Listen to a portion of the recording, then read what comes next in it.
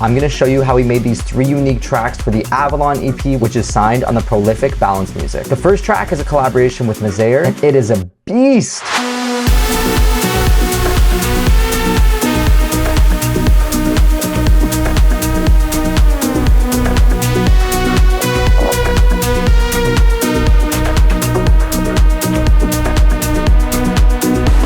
The second track is a very special one to me. It's much more melodic and somber, and it's called Iris.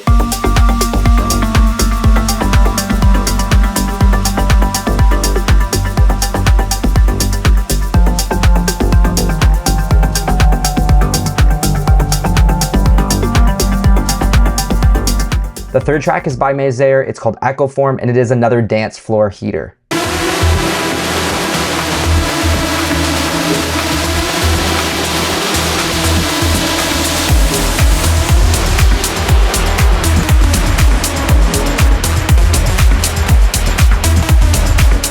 You can download some of the presets and the samples used in these 3 tracks and a whole other bunch of project files, presets, and samples in the link in the description below or up in this card right here. All right, let's break down these tracks. The first track we're going to look at is called AVALON.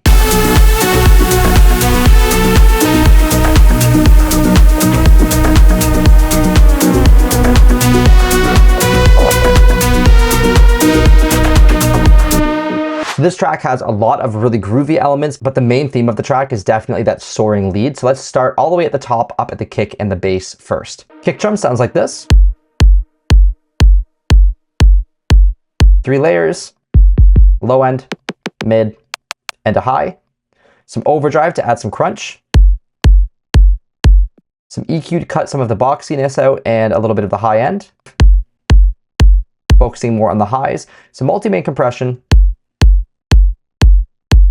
Really compressing the lows and pushing that up and just helping to shape the sound overall. Drum bus with only 8% because drum bus has a limiter in it and sometimes it's just a bit aggressive. So I like to add only a little bit of the drum bus on there to give it a bit more power. That's basically it. Up next we have the bass.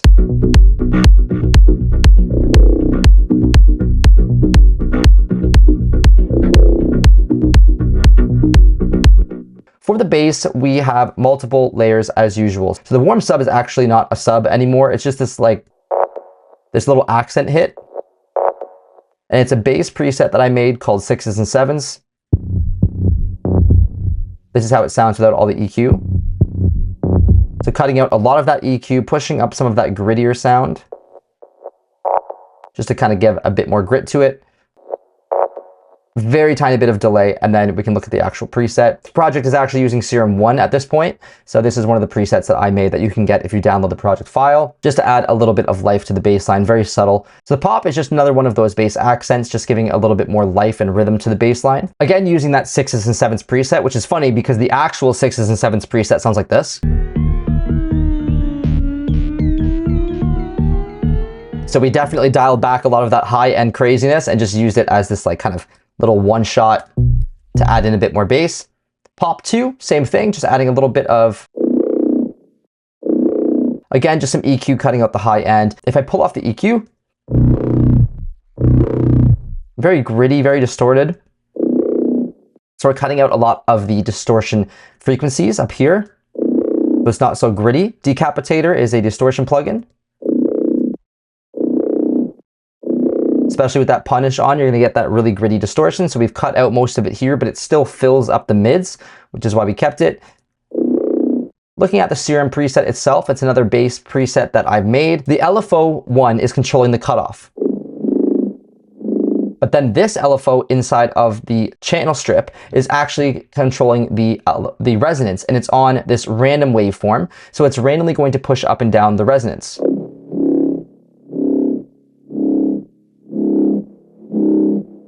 So there's a bit of variation there as well. Every hit is going to sound a little bit different. Very simple sound, just very low octave waveforms. And then throwing a filter on there with the LFO opening and closing it. The envelope 2 is also opening it first, so it's opening it like a pluck, boo, but then the LFO is opening and closing that pluck as well. So it always has that movement. And then placing that in the track Just gives it that nice kind of fun whoa, which makes the bass line very interesting. It's details like this that can really elevate your bass line, having multiple layers, doing some really simple movements like this using LFOs or envelopes or automation. It can really, really increase the professionalism of your bass line. Up next is the sub bass, pretty simple.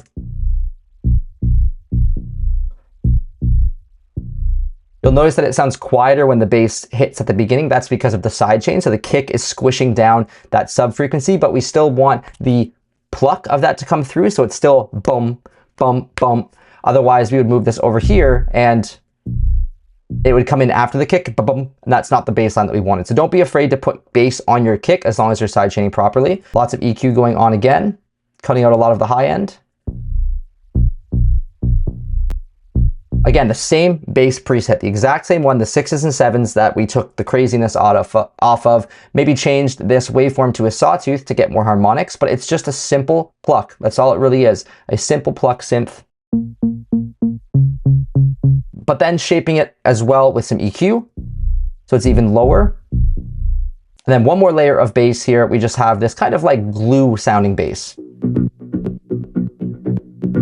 This was the bread and butter to the original idea of this track. Basically, we wrote this part of the bass line and then everything else followed it. And we wrote so many different versions of this because we were overcomplicating the bass. We were putting way too many elements and then trying to fit this in. It had more layers, if you can believe that, more pluck hits. And we basically just kept taking out more and more and more of the bass line to allow this glue sound and allow all the individual bass instruments to really shine. It's hard to pull away sometimes because we want to keep giving more and more to our ideas. We don't want to get rid of ideas we've already made, but it's honestly almost always better to remove one or two things, especially when it's starting to sound muddy and overwhelmed. So this is another bass preset I made called Mocker. Bit of movement on this wavetable here with the LFO on the wavetable position and the panning. Flanger to give it some movement. Very basic, but then you have over here all this extra processing. So there's an EQ cutting out some of the muddiness, cutting out more of the low end. But this is where things get interesting. We have the dry. The wet is just purely delay, but the dry signal is squishing it. So when the dry signal hits, it's squishing down the delayed signal and allowing the original sound to cut through the delay to reduce the muddiness. This is a lot of side chaining we have going on. So we have sub, this is from track spacer, so this is going to squish down the low end of the sound if there is any left. Then we have the pop 2. So when the pop 2 hits, this one here, it's going to squish down as well. And then also we have a third one at the very end for the kick drum. The kick drum is cutting in, it's adding that bit of groove when the kick plays, and then we have the track spacer for pop 2 and sub. All three of these together creates this movement in this synth. It's so dynamic, there's so much movement. If I play it without those, you don't hear it because those other sounds aren't playing and then it's not triggering the sidechain, but when the sidechain is triggered, it creates a groove.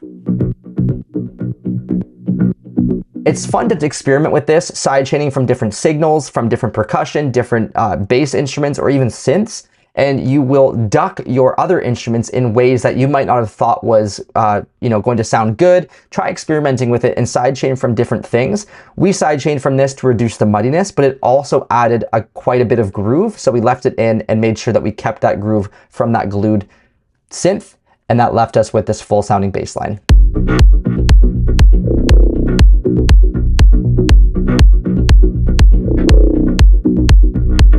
Up next, we have the drums for AVALON.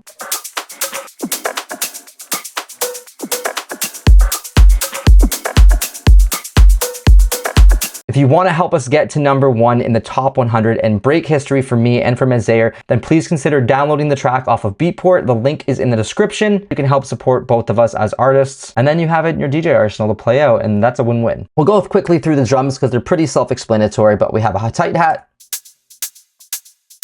2 layers, a sharper one, and the same layer but just a bit softer with some attack on it to give that shakery feel, like you're playing with a bit of swing. There is some swing from the groove pools over here as well, placed on different parts of the drum loop to make it a little bit more humanized and swingy. Open hi-hat, adding a bit of energy. making that hi-hat much more full. Tight hat, another layer. But to be honest, this track went through like 6 or 7 completely different versions. We made so many versions. Basically, we put up a poll and asked people if they liked the version we were doing because it was so heavy and techno-y and it was like, had this cheesy vocal, and we just spent like a 5-hour session on it. Then the next day we were like, oh my gosh, we hated it. The poll was negative, nobody liked it, so we scrapped it entirely, started from bare bones, and then we came up with this. So there's been a lot of layers that we've chosen through. Shaker loops here, can't suggest using shaker loops enough. They are so good for adding a bit of glue to your track.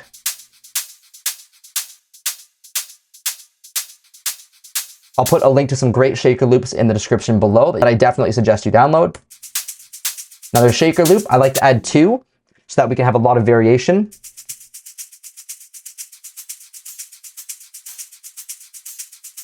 I find that it really elevates the track when you have 2 swingy type shaker loops going back and forth. Another hi-hat, adding a bit more power to the shaker loops. Clap, pretty self-explanatory. This is just for the build-up. We have this MIDI with this extra accent clap, but then the main loop, a little bit of swing from the groove pool. The only clap actually being used here is this bottom one. Cutting out the transients because it was just too long. We felt that sounded a bit tighter. The ride cymbal is coming in to give a bit more power to the rest of the track here. Not very traditional, which sounded kind of cool.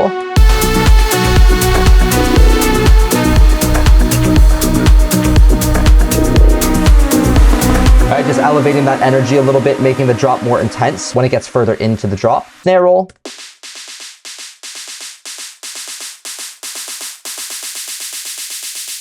The percussion group here, we split a few drum loops up that we made to get this. It was very muddy, and we were adding a little bit too many elements. So we split them up and layered them individually.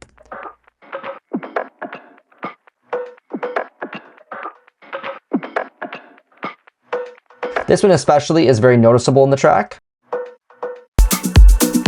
The rest are there just to kind of glue it together and give a bit of variation. It's pretty subtle, more of like glue percussion.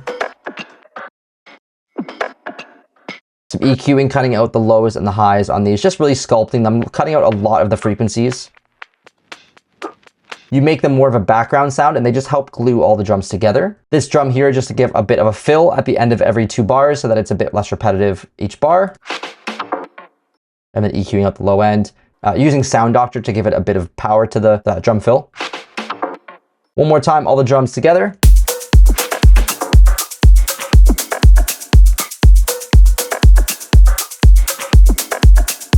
When you break it down, it's not that complicated. It's just a lot of small details that can really elevate it or overwhelm it. So when you're choosing your drums, I suggest having 1 or 2 quieter, glued together sounds that are a bit more textural, a bit more in the background. And then you can have 1 or 2 main elements that are more obvious, like this one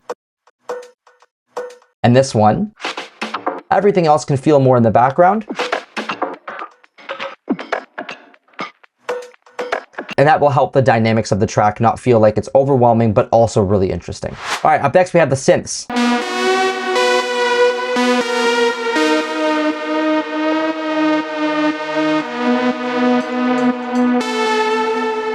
From the top, we have this like textural kind of pad thing. It's like a bell. There's EQ cutting out some of the high end with an LFO on there. That's why this one's a bit quieter. And then it opens. So really what's happening is this filter is closing and opening like this. We just can't see it here, but this gives movement throughout the whole track. So the whole track is playing, this atmosphere is always changing, it's always moving, which adds a lot to somebody who's listening subconsciously because it's always changing and always giving them something new to listen to, whether they notice or not. I'm going to show you the lead in just a second, but first I want to show you the strong like afterlife pluck that we made that we then used to make some of the risers and the effects. Here is just a wavetable preset. And we used this earlier in the track as well.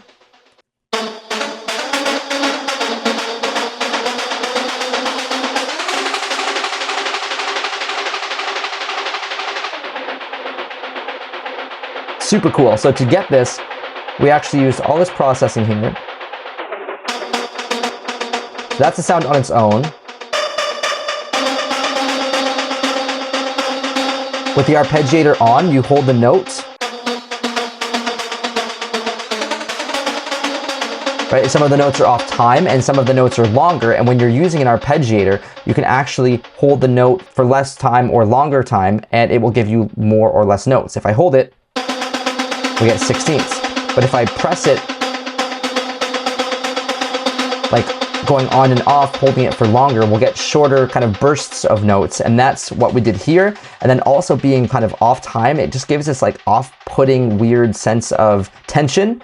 And then we used a bunch of automation. So the filter is opening and closing as it's playing, giving it a bit of variation. The ARP rate stays the same here. I believe it changes in this one. So we changed from 12ths to 8ths, giving a bit of a different like speed of the repeating notes.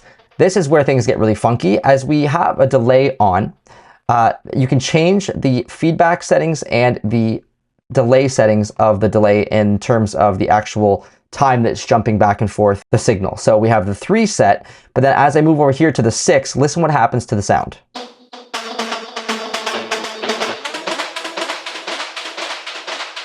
So we jumped from 3 to 6 to 4, and that created that kind of like vinyl slowing down and then speeding up really fast effect. You have to have it on repitch for this. And it's one of the things I like to do in a lot of my tracks because it's like a signature thing. I just think it sounds so cool.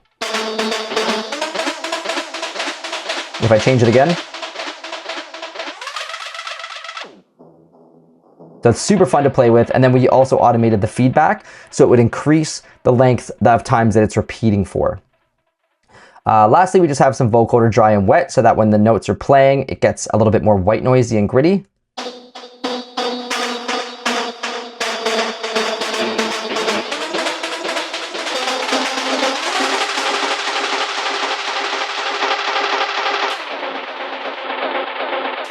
I know it looks like a lot of automation, but the more advanced you get as a producer, these things become much more fun to do. It's not so much a chore as to think, oh, I have to put in more automation. It's more exciting that you look at this and you say, what can I do to further advance the track? And that's just what we did here. We took some different tools that we know would make it sound unique and increase that tension. And that's what's going to set you apart from an okay track to a more professional track. Little details like this go a long way. We do have some effects down here. This was actually part of the idea that we usually initially scrapped because it was this like really loud, evil laugh and it was super campy and cheesy. But when we blended that in with the track in the background, it just added like a bit of an effect and it's really hard to identify and most people won't know. So if you're watching this, you now know that this sound is in here and a lot of people probably won't.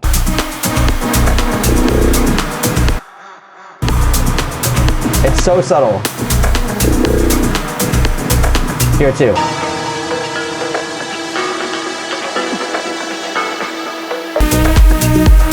Really subtle, but it's kind of like just an Easter egg thing that we left in there to give, you know, a little bit of homage to the idea we had at first.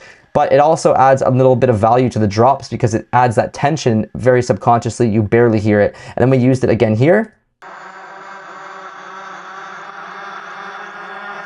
by freezing it and stretching it really far. Right, I'll unfreeze this and you can actually stretch these by holding shift. You stretch them really long, you get some really crazy sounding artifacts. And these can be really good for buildups, for drops, for impacts, for transitions. Experimenting with stuff like this can also really set your tracks apart because you're not just using typical white noises or snares or crashes. You're creating stuff that sounds unique. Couldn't even be in theme with the track if you're using it from the sounds you already have. Same with this one here. This is a recording of our lead sound and then we reversed it with some reverb and delay. And this will actually, again, fit really thematically. It'll fit well with the track because we've taken it from parts of the track that are already there. Okay, let's move on to the lead sound now. So for this lead, we used a diva preset and then tweaked it a little bit. A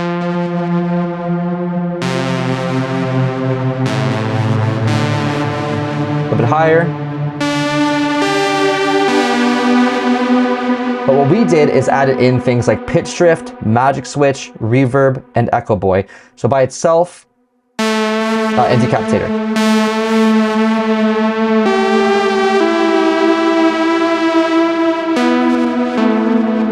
Then when we add in the decapitator for distortion, actually the reverb is only being used for the buildup. So if I look at the automation here, we're only using it in parts of the track to increase the tail of it. So when it plays here,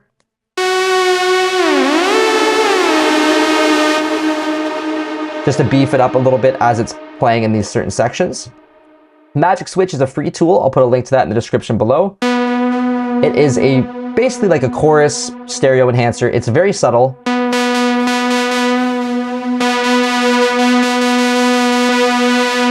It just makes things sound a little bit nicer.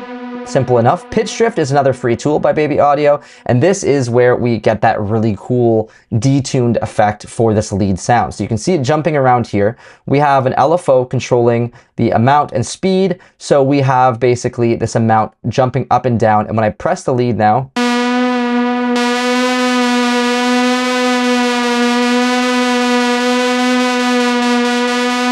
can hear it going in and out of pitch.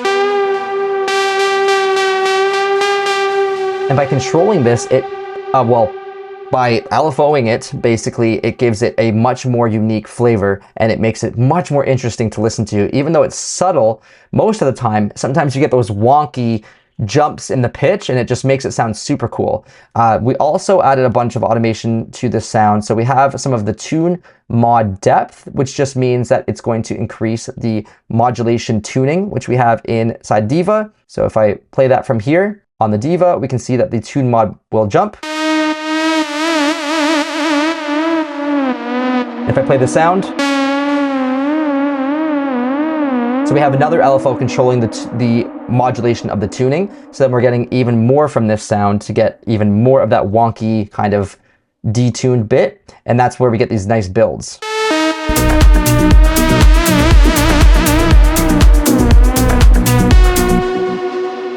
We have the rate as well, so this is the speed of the detuning, so it actually increases the LFO speed. And then lastly, the glide. So the glide is controlling the glide of the MIDI.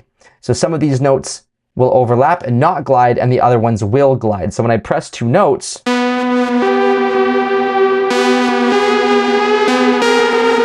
it won't jump, but if we go to a section that glides,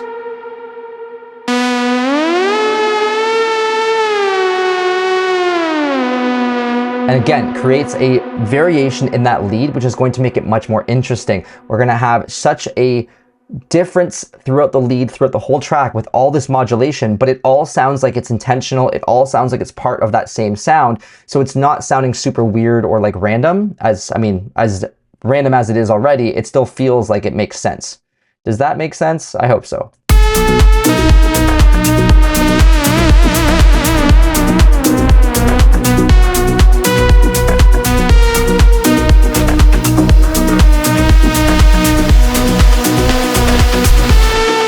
Forgot to mention that we do, of course, have some frequency modulation on here as well. So the frequency is changing throughout the whole track. What I like to do is just draw in random bits of frequency shifting on the automation. Throughout the whole track, we've manually went in and added a bunch of random automation to create a sense of variety as well, and to also control places where it might make sense. Like here, it makes sense to increase the filter frequency because that's when we're also increasing the LFO rate, so you really want to hear that part. So it's a lot of fun to go in and draw this out, but make sure that you're paying attention to where it should be increased, like right before drops or right before buildups or transitions. And yeah, that's basically it for that lead. There's one more part of this lead, is this little background sound, or actually there's two background sounds. There's the second layer of the lead, the same preset, but we have gone in and EQ'd out a ton of it and increased the octave. So we get this really thin layer. There's a bunch of chorus on it and some stereo imaging.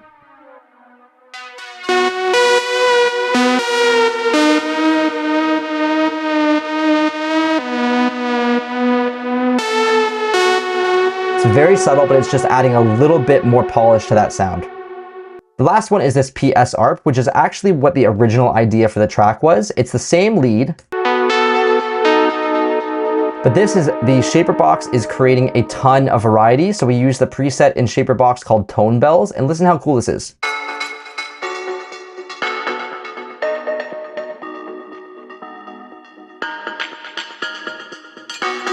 right? It's just such a unique sound that we had to have that in, but it did compete very heavily with the lead sound. So we used a track spacer that is just absolutely dummying this backup kind of sound. So when the lead plays, it's squishing the crap out of this. You don't even really hear it, but it's just easier than taking it all the way out in certain spots. So we're using it so that the lead, when it plays, squishes this down, but then the other sections over here, but in other sections, you can still hear it. Before I dive into anything else, you have to know that this lead is the craziest scale mode I've ever worked with. When Metzayer and I were working on this track, I wrote this lead as I was playing along with the track. I wasn't thinking about scales really. I was just jamming along to what I thought fit the track. And I wrote this melody and I was like, what scale mode is this? It's so unique. It's such a cool sounding scale that I went into Ableton scale mode, and look at how far down this one is. All the way down past all of these. I don't even know how to pronounce this. Messiaen? I don't know. But I love that this is the scale that we ended up using because I just went with the feeling of the track as opposed to going up here and saying, let's use minor, and then turning this on or using my knowledge of minor. I just went along and jammed with it, and this is so cool to do and gives you so much more to work with. So I suggest next time you open up a track, try one of these crazy scales and try writing in this and see if you can get something to sound good, because I think this is what makes the track stand out so much. This soaring lead over the drop it's pretty unique, and we're both really proud of that. By the way, it would mean very much to me and Metzayer if you could support the track by either streaming it or downloading it. I'm pretty confident that we're going to hit the #1 spot on Beatport Top Progressive House Releases. It will be our first #1. I'll put a link to that up in the corner, and if you want to show support, you can add it to your Spotify or download it on Beatport, and it would be very helpful to both of us. Oh, there's also an atmosphere down here I forgot to mention. If you don't know how to make pads or atmospheres like this, I'll put a link to a video up in the corner that you can watch later that explains this in only 2 minutes. I want to show you how simple it is to actually make a lead sound like this. I know that the lead sound sounds really great in the context of the mix, and it sounds a little bit complicated, but just breaking it down step by step is usually really helpful. So the sound itself is not that complex. This is the lead by itself that we've tweaked a little bit, but basically the preset is just a sawtooth wave. There's a little bit of white noise. So there you go. It's just a simple sawtooth wave with a long release. So it has a long tail. The white noise fills it up a little bit. There is feedback from the filter. And then we just have a little bit of volume from the second oscillator.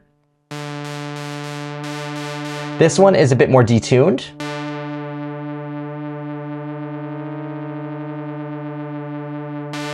Which gives it that nice wide feeling. And then the LFO1 is being tuned, has a tune mod on it. So when I turn this on and then turn this up,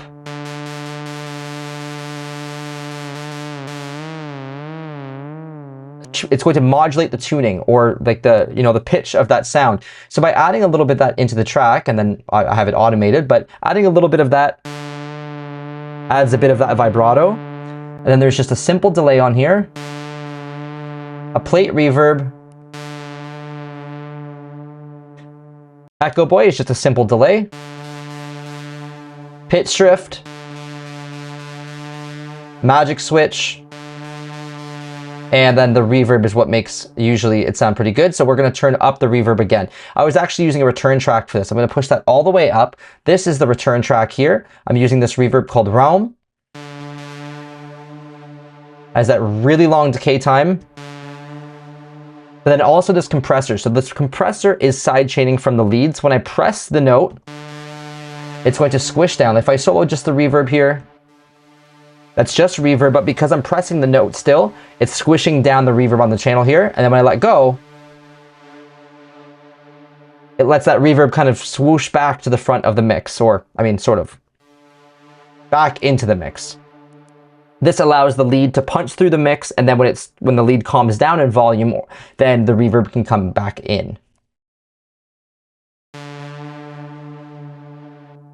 It's really not that complicated when you look at it that way.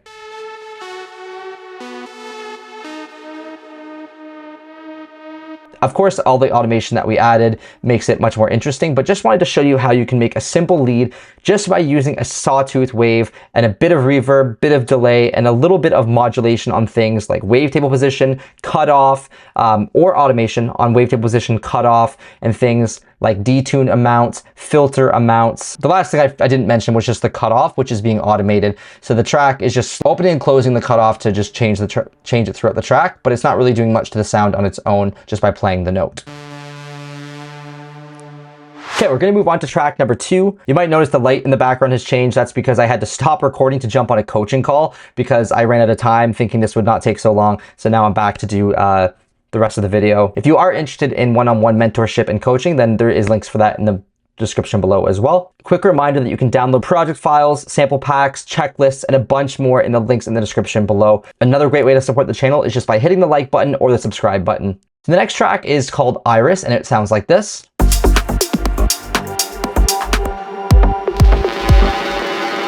What the heck is going on there? That was weird. I have no idea what that was, but let's try again.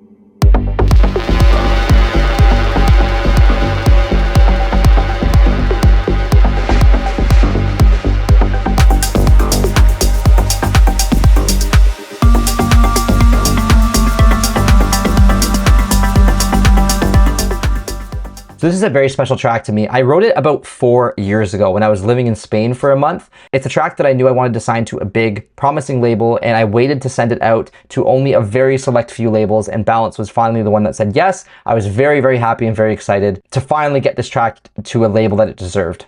Kick drum, pretty basic, 3 layers.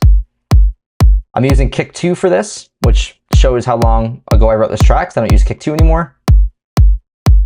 3 layers. Top, mid, low end, like I usually do, some sidechain compression, some multi-band compression. Let's move on to the bass.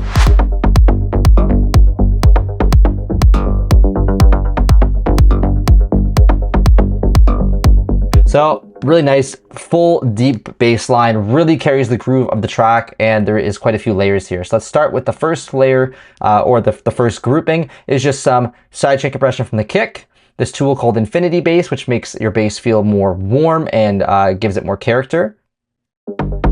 Just makes it feel more full.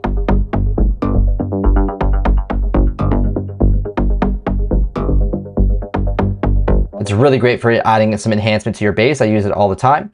First layer here, nice sub. It's moving pretty fast.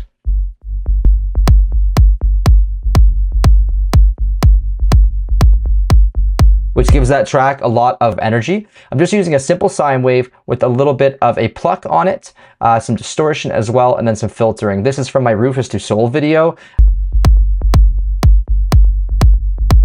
This really gives that solid energy, especially in a club. The track is more chill melodically, but the bass line and the drums give it a really strong energy. Just cutting out more of that top end.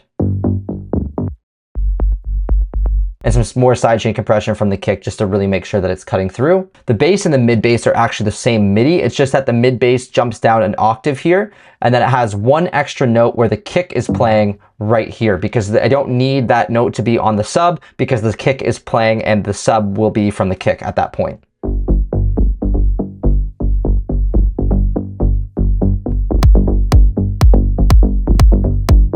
Really catchy, really groovy. It's nice and mid-present. The sound itself is also from the Rufus Du Sol video, but I might have adjusted this. It's been so long, but basically just a simple bass sound. Sawtooth wave and this 4088, causing a pluck. If I turn this off, doesn't really do much. That's what the pluck comes from. Maybe some distortion as well. Very subtle. And then some velocity tracking here. So this is adding a bit of randomness. So each one of these hits, this is before Ableton 12 had this variation in the MIDI, right? We had this deviation button here. This was before then. So I had to use the velocity tool, which adds a bit of randomness. So each of these hits is hitting a little bit differently, up to 10 points on the velocity range. So each bass note is just going to be a little bit varied, which will give the bass line a tiny bit of variation. Again, that's the key to having these progressive repeating tracks interesting, is a lot of variation and modulation and automation. Little details that are moving just slightly back and forth, up and down, inside, outside, whatever. As long as you're adding that little bit of variation here and there, it will really elevate your tracks. Then there's this mid bass here. just to add a little bit of variation again after the first two main sections of the drop here. So it gets a little bit repetitive. So I just bring in this extra little accent. It's barely even noticeable, but it just makes it a bit more interesting. So I believe it's the same sound, just probably opened up a little bit more on the cutoff.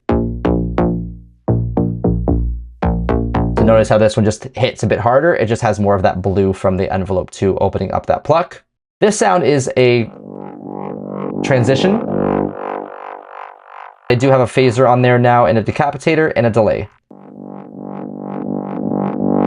Sounds like I just added a delay onto it, recorded it, and then reversed it. And then adding in the phaser to give a bit of movement.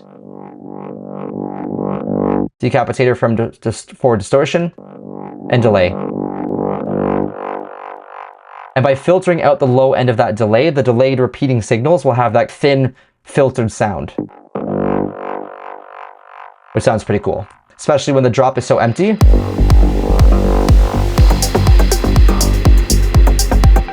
Moving on to this extra bass pluck. This is pretty cool sounding. It's again the Serum, but this time I've added FM from B. So if I turn that off, we get a bit of an FM style sound from there, just giving a little bit more of like that metallic sound. And then change this from a sawtooth to acid.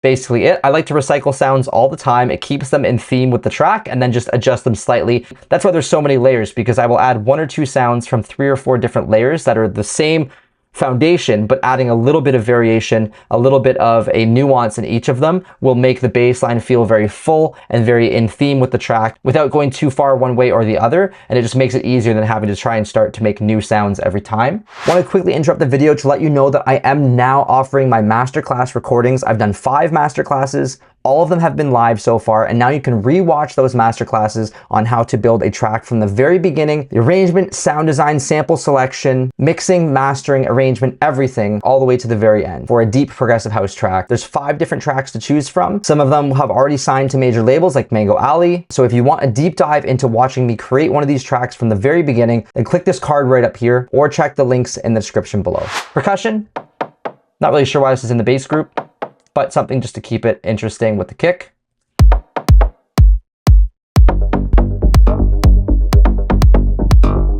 Then this top right here is this glue that you'll notice in a lot of my tracks. It's basically here with this Tantra.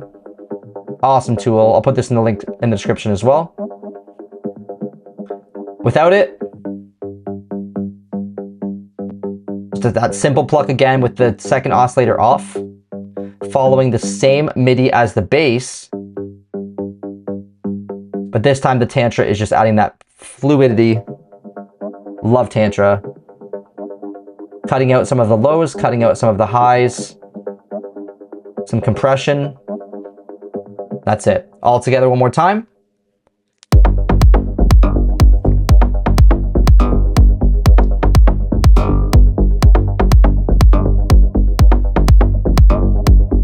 Moving on to the drums, I have a lot of higher energy with these as well. Lots of movement.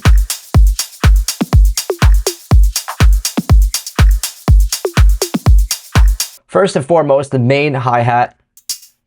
So I have 3 hats actually playing out of these 6.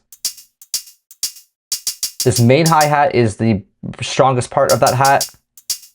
This is the same hi-hat like in the first track, just cutting out most of the transient, getting just that tail. When you play these together, it gives that nice swing. Feels very full. It fills up that drum loop so it doesn't feel like the hi-hat is empty, and it gives more of a rolling feeling. And then I'm using this one here as like an accent the other way, so it's hitting 3 times. So EQ cutting out the lows and some of the high building up. This limiter is just squishing the crap out of this sound.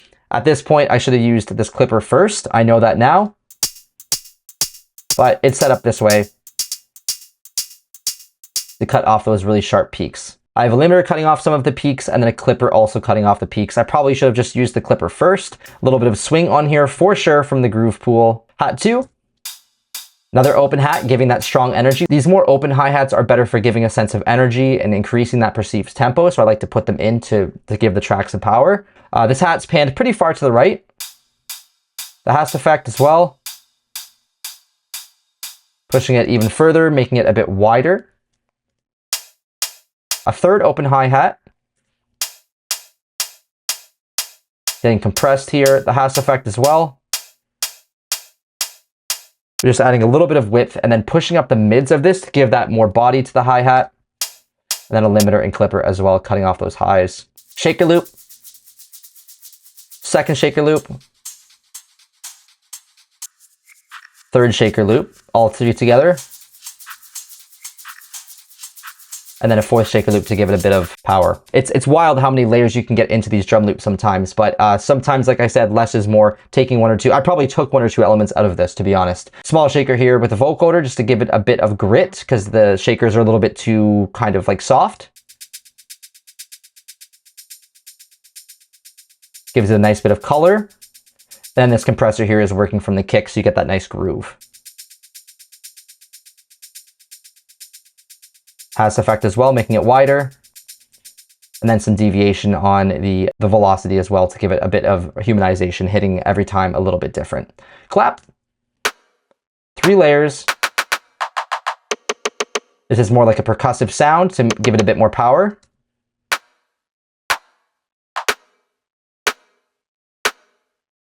And this one actually changes a little bit. So the first clap, second clap has the second, just adding a bit of variation to the loop, and then this as well. Blipper, just a percussive sound. There was a percussion sound here, but it's gone. But for this snare here, it is this big delay on here. Went back and forth in my ears, and it just sounds so cool. You hear that all throughout the track. Just something to break up the monotony of the track and give it a little bit of ear candy. It only happens every so often. And because the track has so much space and depth, especially in the earlier parts of the track, you can really get the feeling from that snare. I think that just sounds so cool. Some toms here. Just like a nice percussive kind of almost clave sound, or like a bongo.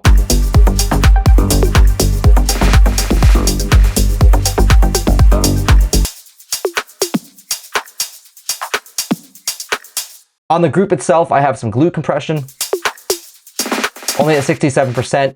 The delay is for the buildup, so when the buildups are happening, I increase the filter amount so that the drums actually turn down in volume, as well as the delay for the drop, and the vocoder turns up in the buildup and the reverb in the buildup. So as the track's building up, there's a delay, reverb, and vocoder. Just for these here. Moving on to the synths of this track, I have this high kind of pluck here that only happens in the final drop. Pretty cool sound. There was a delay plug in here, but it's a VST2, so it's not loading in. But it's just, again, that exact same Rufus Du Sol one, but I just pitched it up. It's just up a couple octaves, and it fits in the track, so why make a new sound? This was just to give the final drop a bit of variation. I wonder how many times I'm going to say variation. So if I go over here, turn that off for now. If I go over here, you can really hear that pluck. Right, if I turn it off. It's just something to add just a little bit of ear candy to make this part different than the earlier half of the track that sounded similar to this. Very simple sound, just that pluck with some EQ cutting out the low end and some delay on the end with the replica and with the Wanderer. This lead, my bread and butter for the track.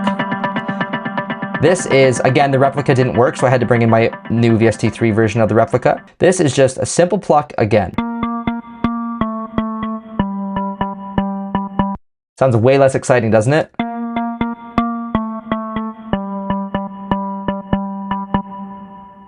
Choosing to just play these simple notes and adding a ton of delay. This is a preset called FME. I think. It's one of the original Serum plugins. I probably tweaked it a little bit, but I have no idea what I did at this point. And I usually tweak presets that I use to fit the style a bit better. A bit of distortion, very subtle. EQ, clipping, and compression to cut rid of that percussive at beginning. This is where the magic happens. You turn on the replica. This bad boy is pretty feisty with the delay. I have the feedback up pretty high. The mix is at 50%, but I have some modulation on the cutoff so that it's always opening and closing that filter, allowing the delay to sound quite interesting. And then I have this diffusion. This is very slight, like 1.5% is still enough to really hear this cut through. It's basically like a reverb tail that you get with this. Like that. But just 1.5% is enough.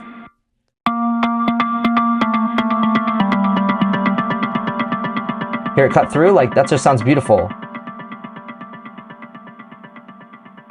And this is also being sent to another one with another replica. And this one is sidechained like the AVALON track with the lead, the same thing. So the lead is squishing down the wet signal. So when the dry lead plays, it squishes that down just to get so much delay. But the original sound really punches through. So I did this as well inside here. So the replica is playing. It has an EQ getting rid of some of the harmonics that are not good and pushing up some more rich harmonics. Heat wave adding a bit more distortion. So without.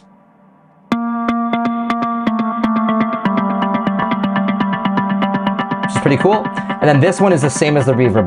When the dry lead plays over here, when this plays, it squishes down this delayed signal, which is most of the sound. And that allows that original to cut through and punch through the mix really well.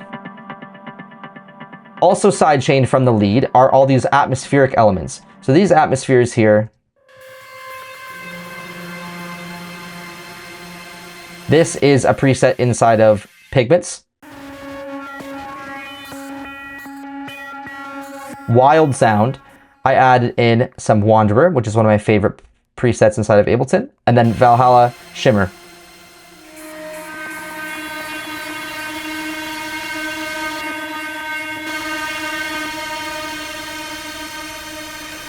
Like these huge atmospheres, and because the track is, you know, trying to be unique, I added something that was a little bit non-pleasant sounding, but it really works. It still sounds pleasant, even though it's almost off-putting and detuned. And then look at my little comments. More shit like shit, moving big. What does that even mean? And then in these pads, we have just typical pads. These probably came from the lead diffusion. But I make these out of different vocals and pads and strings and leads and stuff using reverbs. I mentioned earlier that I'll put a link up so you can still grab that up in the corner. There's two, there's a low one and a high one, panned left and right. Then this one is just some. So a preset called Saw Find Me. Pretty simple preset. It's just using a filter to push up some resonance and this prime wavetable, and then using a bunch of delay. Again, 2 delays and a supermassive and another supermassive. So we're going to turn off all of these and the auto pan. Listen to what this sounds like. Not what you'd expect, but then to turn on the supermassive, replica, the other supermassive, auto pan, delay. And now you have this huge atmospheric sound. Isn't that amazing? So what I like to do is just grab random presets, throw a bunch of processing on them with delays and reverbs, and then I play along and see if they still sound good with all that processing on them, and just play those throughout my track.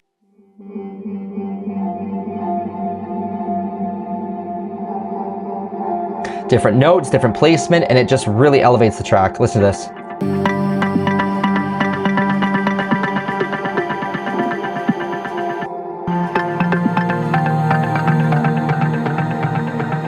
Told you, I love this track. It's really special to me. I did a lot of really cool stuff in this track, in my opinion. So yeah, I'm really happy with it. Up next, I have this lead here. It's just this same lead, actually, just pitched up an octave higher, and no delay on it like in the first one, just to give a bit of variation.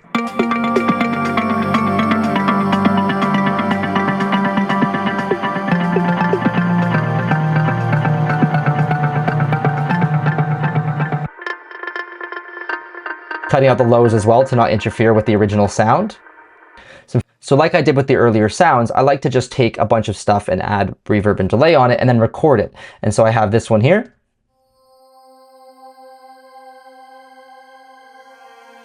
And I will just throw these throughout the track to add a lot of movement and ear candy.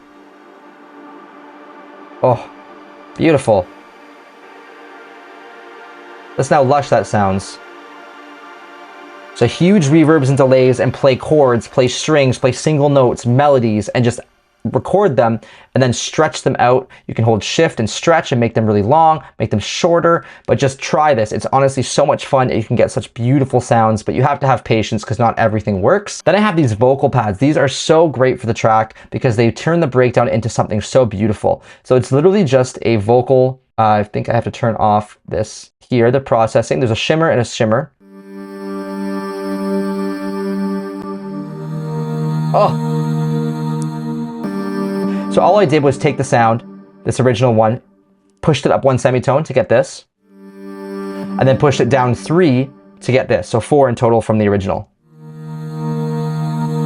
And then I have the lower ones, just 1 octave, combined with the processing on them, which is going to be the 2 shimmers.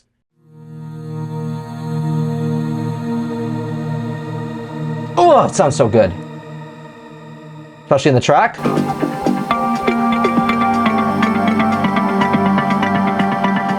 I have no idea what this is, but that's how I dance. Just so beautiful. If I do say so myself. The last sound of the track that I want to show you is this really cool, badass sound.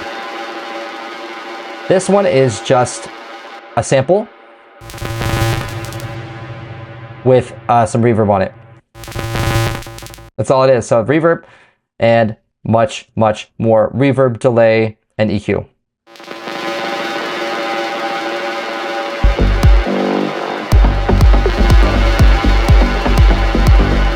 It just sounds so cool.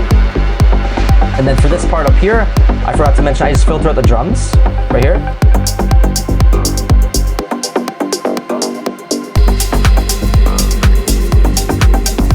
When arranging songs like this and Avalon, you have to try to make a 7 to 8 minute long track interesting. So the important thing to do is make sure you have catchy elements, like your bass has to be groovy, has to be catchy, your drums, catchy, swingy, your leads always growing, right? So if I look from left to right, I'm slowly building up the track. Little ear candies like from these pads can really help to break up the monotony. If the song starts to feel boring, you can add in these like one-shot atmospheres.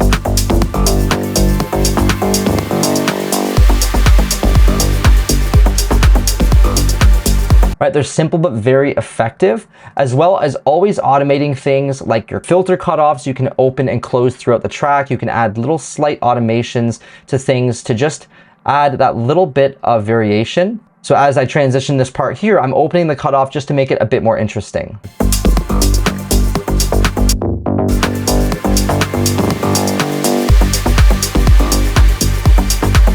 Little things like that go a long way in extending the life of your track so it doesn't feel so boring. Because our music is very repetitive, you have to do these little details if you want to make them sound as interesting as possible for as long as possible. All right, let's move on to the last track, which is going to be Mazer's ECHOFORM. And I actually didn't have anything to do with this track except maybe help him with some advice. So I'm going to look at Mazer's track and try my best to break it down based off of only seeing it in the product form. Here are some words from Mazer himself. Hey everyone, Mazer here. So I'm really excited to have teamed up with Dowden. We've got a 3-track EP coming out on Balance. One of those tracks was a solo track from me called ECHOFORM. Project is open behind me. I've sent this over to Dowden and he's going to do a breakdown of the track for you. I'm gonna try and go through this one a little bit quicker. Please comment below to let me know, is this length of video a good length for the style of videos? I'm always worried that I'm going a little bit too in-depth, that I'm talking a little bit too much because of the nature of YouTube videos typically wanting to be shorter. But I need to know, please comment below if you'd like the longer videos, 45 to 60, 70 minutes, or if you'd prefer a little bit shorter where I'm just getting straight to the point. So here's a quick reminder of how this track sounds.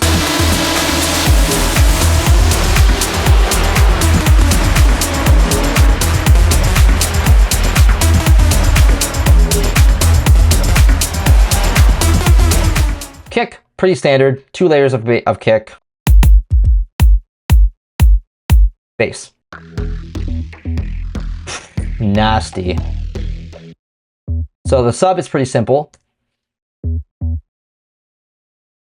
Just 2 notes. But then we have the main other subs like around here. So this is like the low sub bass, the MIDI here. Play that with the kick. And the other sub. Right, there's that strong groove. This is so important. You have to have these strong grooves. Simple ideas that are groovy are gonna go really far. So you have simple groove here. And then the secondary groove here has to complement the other groove. Otherwise, you're not gonna have a good cohesive groove. You have to have layers that complement each other's groove. If they're not, probably don't wanna go with them. Then another layer here. I have complete, but I don't have all the instruments that he has.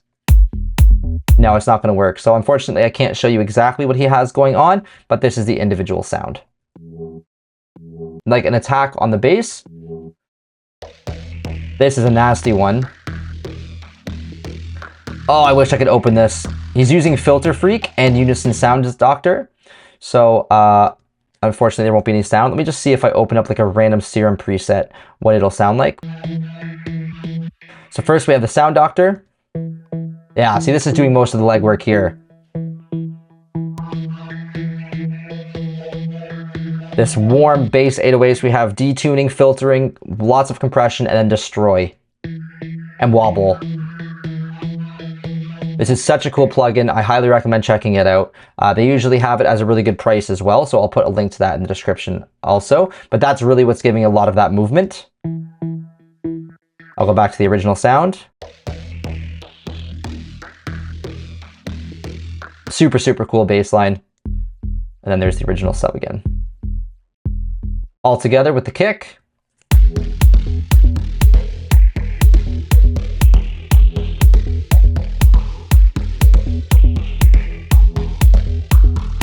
Dirty. Moving on to the drums, we have the kick in the drum rack, but then we have a rim instead of a clap. Shakers. A little bit of delay to give that nice little shakery swing.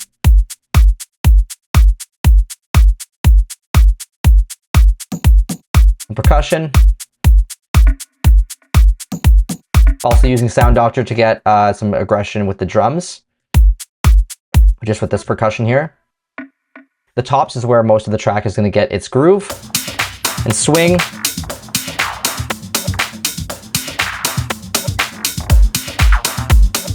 So much going on. First layer. This is a drum loop. Couldn't even tell you what that bass sound is. Super cool. Cutting out some of that hi-hat just to give a bit of space for the other hi-hats, I assume. Another really cool drum loop. This just goes to show you that sometimes these drum loops are not what you'd expect them to be. Like, I would never think to use this in my track, but he has, and it sounds great.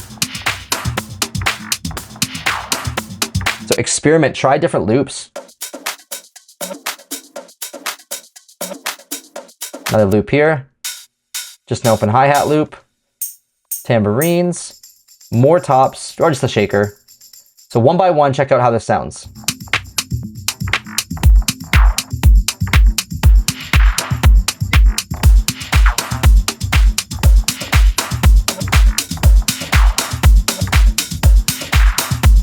This is like some Guy J level crap right here, that there's so many layers of stuff that you're getting those huge full progressive house drums. Absolutely massive, and it's just giving that really strong foundation to the track.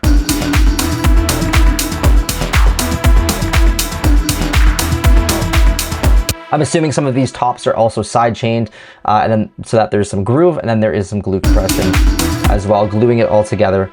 Let's move on to the music next. There's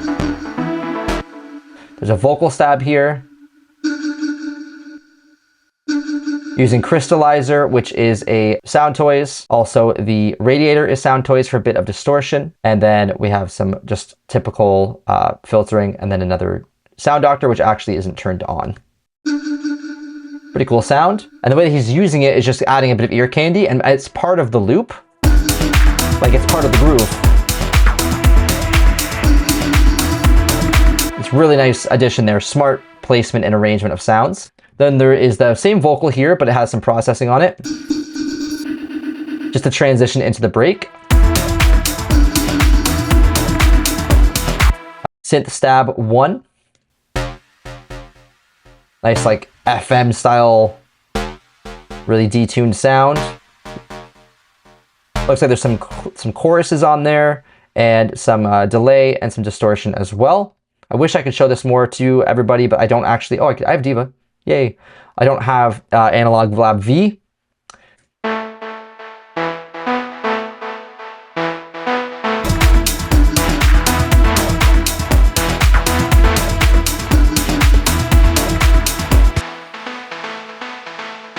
Much quieter, more delay on that. When I turn it off, I don't have some of the H delay. This background ARP is really nice for gluing those lead sounds together. Let's take a look at the Diva itself. Looks like it's just a preset called Albert Hall Mini. Lots of white noise on that. Otherwise, it's just like a very similar to the AVALON lead. We'll put that back. It's a really nice ARP, actually. Just fills up that backspace really well. Another beep that follows a similar path to the lead.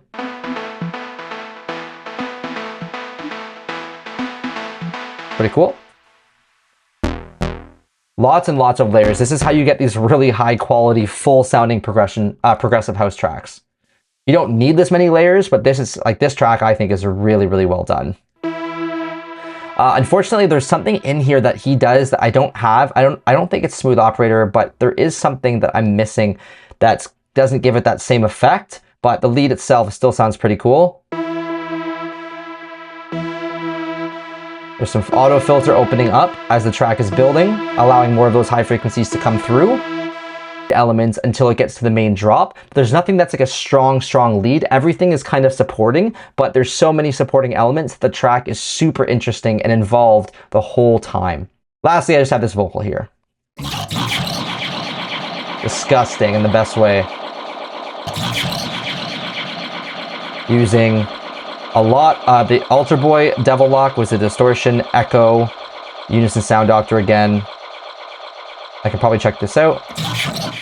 Unfreezing it, I can hear how it sounds by turning off the Alter Boy. Give me that laser. Give me that laser. And then with the Alter Boy, disgusting. And then I have the Unison. And then we put the delay back on. Give me that laser.